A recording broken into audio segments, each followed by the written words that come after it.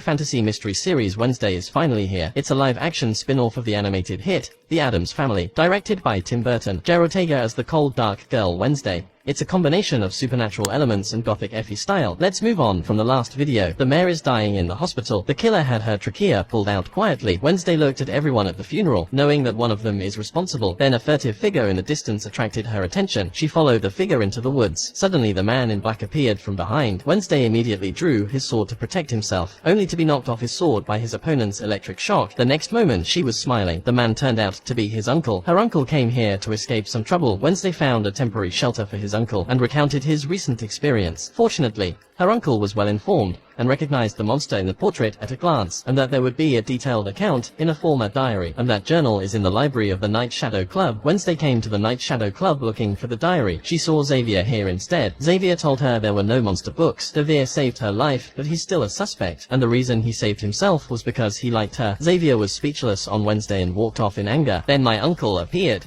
With the help of the right-handed monster, they opened the safe and found the diary. Through some research learned that the monster's name is Hyde. In ordinary times, ordinary people wake up to a traumatic event. He can be manipulated to change at any time by chemical induction or hypnosis. To the man who freed him, Hyde would treat him as his master. So Wednesday's killer she was looking for was actually a duo. So the best suspect Xavier could be the owner if he's not the monster. So Wednesday continues to stalk Xavier. Turns out he's having a secret meeting with his shrink. Wednesday returned to the cafe to analyze the information. Tyler wants to pick up where she left off. Wednesday was somewhat humbled by Taylor's injury. She agreed. In the evening she went to the crypt for her appointment. She had no idea that Taylor had made elaborate preparations to her liking. A dark dinner in the crypt. She's a little touched that they're about to move on. Suddenly the sheriff appeared and interrupted them. When Wednesday returned to his dorm, he found his diary stolen, his right hand nailed to the wall with a knife. She immediately took the right-handed monster to her uncle, reactivate it with uncle's motor. It was Wednesday's most revealing moment, who normally had no feelings for any living thing.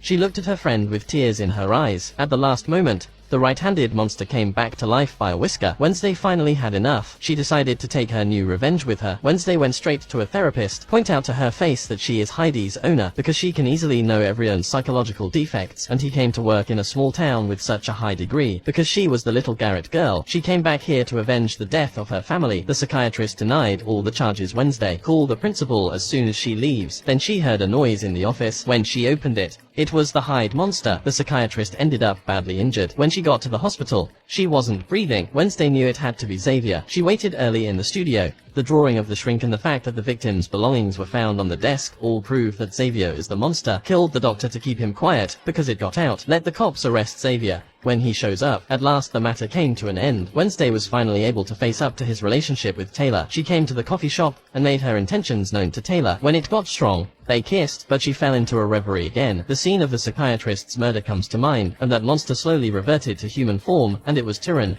Wednesday woke up unable to accept his mistake. She ran away.